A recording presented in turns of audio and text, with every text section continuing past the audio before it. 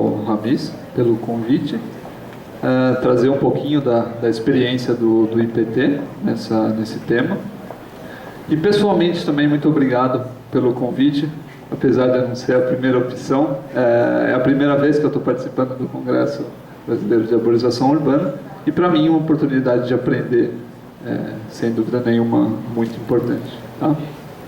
Então, o que eu planejei para hoje é pegar alguns conceitos básicos sobre diagnóstico e análise de risco de queda de árvores, para que nós, primeiros como cidadãos, saibamos reconhecer algumas coisas que são muito simples, e depois como nós, profissionais, técnicos, pesquisadores, que estamos direta ou indiretamente relacionados com a arborização urbana, possamos levar isso adiante e ter uma melhoria no diagnóstico do risco de queda de árvores. Tá?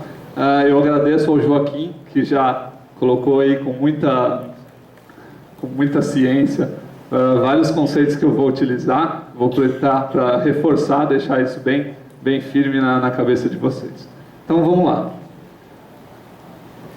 Esse é o problema, né? Todo mundo já viu isso alguma vez, ou já leu, já viu no noticiário. E árvores caem, infelizmente, e elas matam pessoas, e elas destroem carros também. Tá? Isso tem uma série de prejuízos, além dos prejuízos à vida humana, materiais. Ele não é um problema pontual. Além de tirar a vida dessa pessoa ou destruir esse carro, existem milhares de pessoas que são afetadas indiretamente. Então eu trouxe aqui alguns exemplos de São Paulo, que é uma cidade ótima para se pegar exemplos dessa natureza. Chuva, árvores caem, sem eletricidade, pessoas ficam, às vezes, dias sem eletricidade. No canto inferior, chuva, árvores caem, travam as avenidas, as pessoas ficam presas no trânsito. E alguns dados aí que a gente pegou, ou de experiência própria, ou de fontes de jornais. No verão de 2011 para 2012, uma árvore caiu, em média, por dia, destruindo uma casa ou um carro. Em um único dia, 121 árvores caíram em São Paulo, afetando aí, direto ou indiretamente, 140 mil pessoas. Estima-se que em São Paulo haja quase 1 milhão de árvores nas vias públicas, e um trabalho que o IPT realizou, com 7 mil árvores, 17% delas tinham algum problema muito importante a ser considerado, né, ou que necessitaria um manejo imediato. Imagina se a gente estender isso para 1 milhão de árvores numa cidade como São Paulo. É realmente para não querer mais parar o carro embaixo das árvores ou não querer descansar na hora da sombra. 1 tonelada pode pesar uma árvore removida, é difícil, toda uma equipe mobilizada para remover, e de 2 a 5 horas para restabelecer a energia elétrica. Bom, é um problema então de fato. Agora, vamos entender como é que uma árvore cai. Tá? Eu tenho aqui um exemplo de uma árvore seca, sem copa, praticamente morta, se não já morta. Aí chega alguém e fala, meu Deus, essa árvore está morta, ela vai cair. Vai cair? Vamos pensar então. Primeiro, para uma árvore cair, obviamente ela vai ter que entrar em movimento. Há alguns anos atrás, um cara disse que para um corpo entrar em movimento, é necessário que a força resultante que age sobre aquele corpo seja diferente de zero.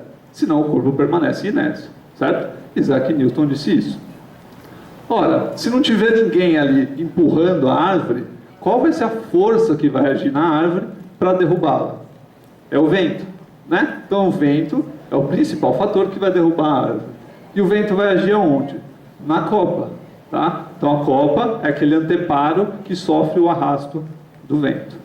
Essa árvore aqui, seca desse jeito, sem copa, sem folhas, o vento passa e não atraciona, tá? Então, dificilmente uma árvore seca dessa vai cair.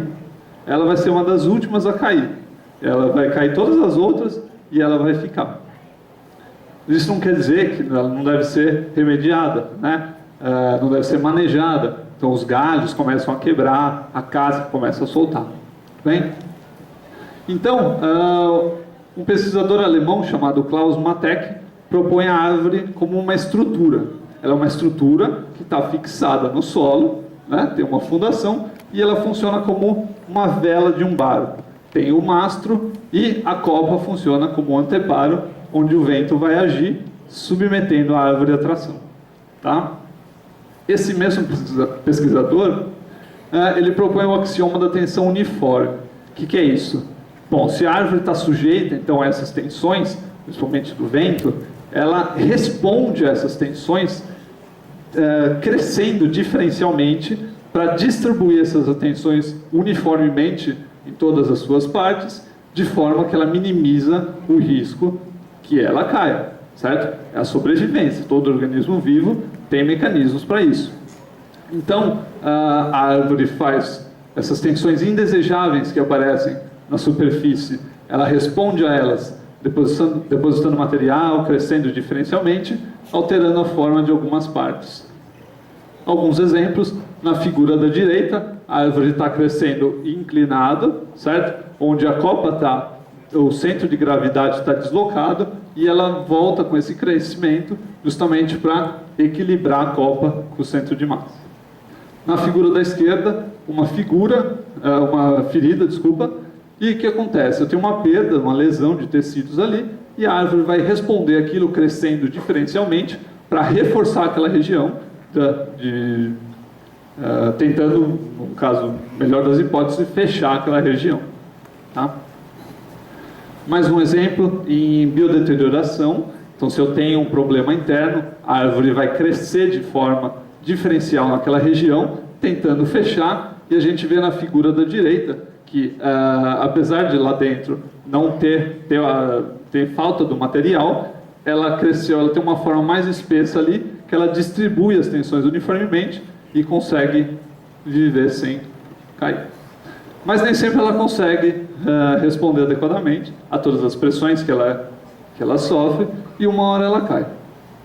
Vamos entender quais os tipos de ruptura, como ela pode cair. O primeiro é a ruptura por flexão, ela literalmente quebra. Tá? Isso acontece geralmente na região do colo, que é a parte lá entre as raízes e o tronco. Por quê? Pensando na árvore como uma estrutura fixa no chão, se a copa que está submetida à pressão é o ponto mais baixo, que é onde tem o maior momento da força que está agindo. É como uma alavanca, né? A copa está balançando e a parte mais submetida é a parte das raízes do colo, onde está fixado. Tá? Isso acontece muito quando tem deteriorações. Então, vejam que tem um buraco ali dentro e a parede externa às vezes fica fina, muito fina, que não vai aguentar a sustentação dela. Outra forma de ruptura por tensões transversais. O que é isso? Acontece geralmente em ramificações, né? É como se eu tivesse uma cunha sendo enfiada. As tensões de crescimento naquela região de ramificação faz com que eu tivesse como uma cunha sendo enfiada ali, que vai abrindo aquele espaço, e soma ao fato da copa estar deslocada, vai funcionar como um piquezinho no papel, né? Vai abrindo aquela região até cair todo um lado. E ela pode também cair através de todo o sistema radicular. Tá? Isso acontece muito em dias de chuva, porque ventos fortes, copa molhada, copa mais pesada, solo encharcado, eu tenho uma diminuição do atrito da raiz com as partículas do solo, e somado ao fato de que eu já não tenho uma área adequada, uma área permeável para as raízes se desenvolverem, pode levar à queda. Tá, então o vento vai ser o principal fator aí que vai derrubar a árvore. Mas o que vai potencializar isso? Vai deixar a árvore mais vulnerável para ela cair. Fatores intrínsecos relacionados ao próprio crescimento dela, tá? Então, essa relação, a altura que ela adquire pelo diâmetro que ela tem, é muito importante, tá? A gente chama isso de esbeltez, né? Essa árvore da direita, ela é mais esbelta, ela é muito alta e fina, tá? Isso potencializa a quebra dela por ruptura, por flexão. Aquele mesmo pesquisador alemão, ele propõe que essa relação, ela tem um ponto-chave, onde a partir daquele valor, as árvores têm mais probabilidade de queda. Então, se eu pegar a altura de uma árvore, dividir pelo seu diâmetro, Se esse valor for acima de 50, como vocês veem na figura ali, todas as árvores da direita caíram. Tá? E é lógico que isso é potencializado pelo vento, pelo fator de exposição da árvore ao vento. Se uma árvore está num maciço florestal ou está numa rua onde eu tenho diversos prédios que o vento está agindo indiretamente sobre ela, é diferente de uma árvore exposta onde o vento está batendo direto nela e que nessa situação, mesmo valores mais baixos ali para árvores solitárias podem ser críticas para ela cair. A biodeterioração também é um fator muito potencializador do risco de queda. Tá? E qual o valor, né, limite dessa deterioração? É um tema bastante complexo e não tem um valor preciso que seja aplicar universalmente. Fala-se muito em 1/3. Se eu tiver 1/3 do diâmetro sadio, tudo bem. Mas não é bem assim, né? A gente tem que pensar isso, levar em conta com outros fatores. Por exemplo, o tamanho da copa, o grau de exposição ao vento e tudo mais. Tá? E só para deixar bem claro, naquela figura da direita, apesar da gente ver um buraquinho lá no centro, toda essa parte mais esbranquiçada em volta, isso aí já não contribui mais estruturalmente. Já está apodrecido, é como nada ter sido de sustentação para a planta. E o que vai causar? Quais são os organismos que causam essa deterioração? Então vou falar rapidamente dos 3 principais: fungos apodrecedores, cupins e brocas de madeira. Começando pelos fungos, que estão aí entre os mais importantes. Vai. Como já foi muito bem colocado pelo Pedro, feridas existentes na árvore são portas de entrada para organismos deterioradores. Né? Então existem os esporos do fungo que estão aí pelo ar e eles vão se aproveitar, são organismos oportunistas de pequenas lesões que tem na árvore e iniciar ali uma deterioração. Então eles podem partir de cima para baixo, ou também esses fungos podem estar no solo e a partir das raízes, se estiverem com feridas ou podadas, mais facilmente ainda, iniciar uma deterioração de baixo para cima. Aqui um exemplo, então, da importância das podas. Pedro colocou isso de forma fantástica, não só para o objetivo da poda em si, que é a remoção do galho, mas como um planejamento para que ela não inicie, para que aquela região não inicie um processo de deterioração. Tá? Na figura da esquerda ali, uma região de ramificação, também é um ponto muito crucial para que naquele ponto eu preciso avaliar muito bem se eu não tenho um buraco ou um processo de deterioração iniciando, porque vai ser como um piquezinho no papel mesmo. Uma falha ali vai ser o suficiente para romper todo um lado da planta. Alguns exemplos de quedas por fungos apodrecedores. Então ali embaixo tem o corpo de fricação do Ganoderma, né? Um dos fungos aí mais relacionados com deterioração de árvores. E olha o tamanho desse corpo de frutificação. Isso significa que, se ele chegou nesse estágio, que é a parte reprodutiva do fungo, significa que lá dentro já tem um processo muito grande de deterioração.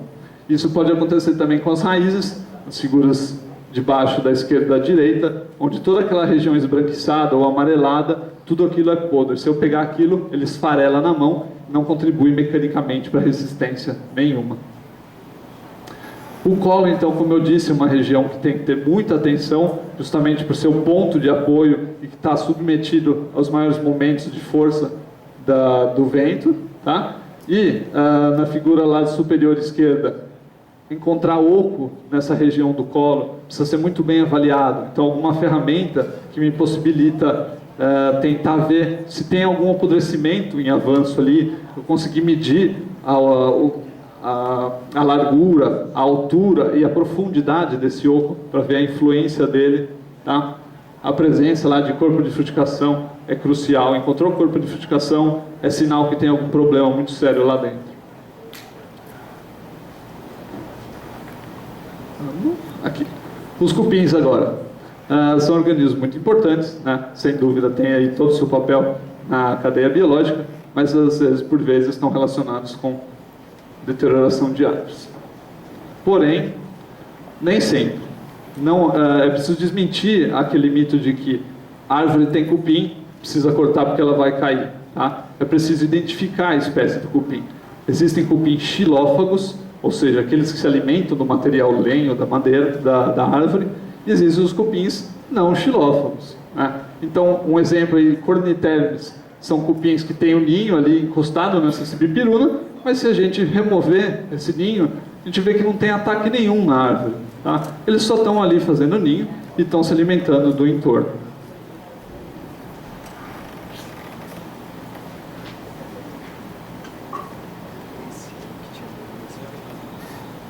Agora sim, os cupins xilófagos. Né? Então, cupins subterrâneos são aqueles que têm o seu ninho sob o solo. Tá? Um exemplo ali da esquerda, o Coptotermes, é distribuído aí pelo Brasil inteiro e é um problema muito sério. Na imagem da figura, o jacarandá, a gente vê que tem uma bolinha ali no meio, aquilo é o ninho dos cupins, e restou só uma parede muito fina que não vai conseguir sustentar a árvore. Tá? Outro tipo de cupim são os cupins arborícolas, né? Arborícolas porque o seu ninho está sobre as árvores, está, né? Na copa das árvores, e esse nasuditermes aí é um dos mais importantes, nasuditermes por causa desse narizinho bem bonitinho que ele tem.